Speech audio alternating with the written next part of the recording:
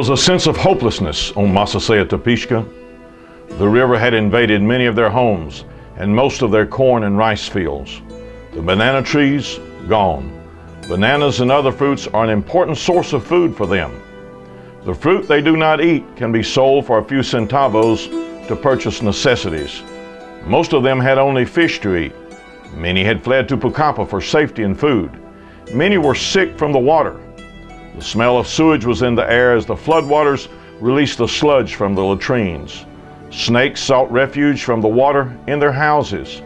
How could we possibly do ministry here? I had thousands of dollars invested in this mission trip and a team en route to do the ministry, but I saw no way to make it work. But I had been there before. I had seen God handle what seemed to be insurmountable obstacles on these mission trips. I knew this had not taken God by surprise. No reason to panic. Just do what Jesus said.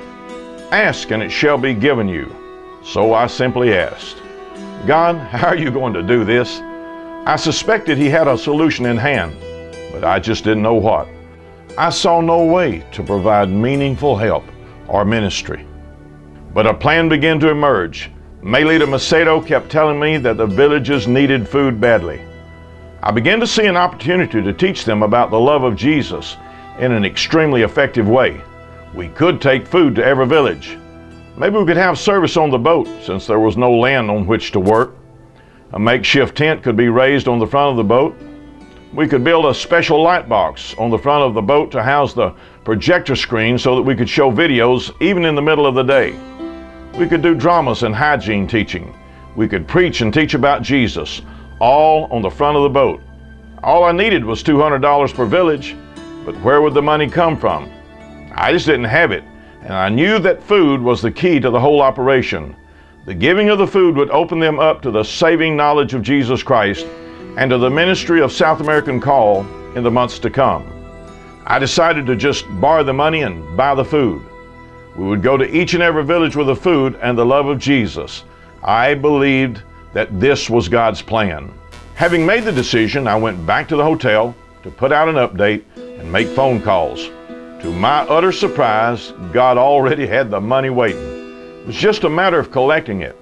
We were now equipped and ready to do business for the King. In most of the villages, the routine was basically the same. We would visit with the chief and tell him why we were there. He would bring his people to the boat. Then the ministry would begin.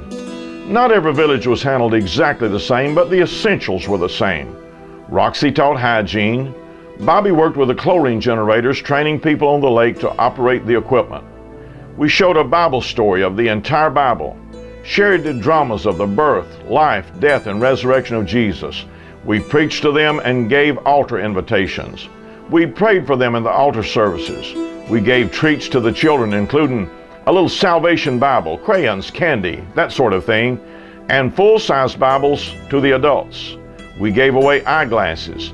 The last thing we did in each village was to give each family a packet of food: beans, rice, sugar, salt, oatmeal, tuna, and cooking oil.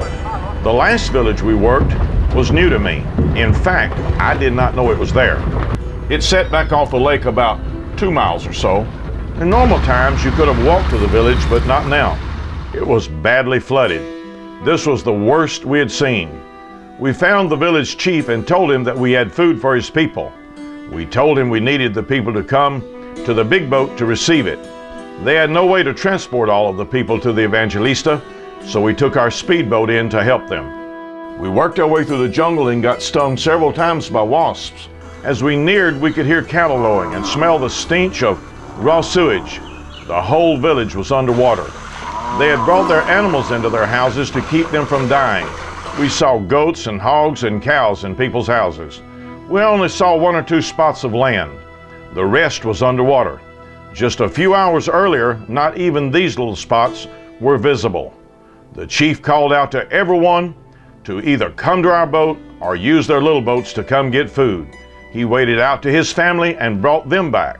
We took them to the large boat and helped them with the food and a brief teaching about Jesus. This people will remember for many years the gringos who came to help them. The plan that God gave us worked to perfection. Over 400 asked Jesus into their lives. The people on the lake know us. They see us as friends now, and they're looking for us to come back in July. They will be waiting for us. They will be receptive to the message. Jesus has come to the villages of Mercer to Pisca. God has placed a new man in this ministry in Peru. His name is Jose. He has been taught in the school of Christ. In fact, he has gone through this school twice. He, along with Juan, will be going back to the lake several times before we return in July to begin the process of organizing the believers in every village. He will encourage one or two from every village to be in our School of Christ International class following the July trip. Jose and Juan will be conducting the class. July will be our last trip to this lake in the large boat.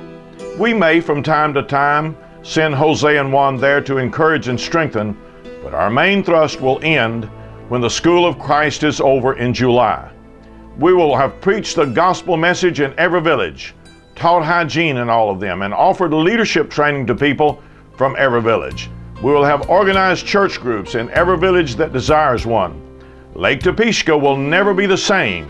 Jesus lives in the hearts of hundreds of these people. What's next?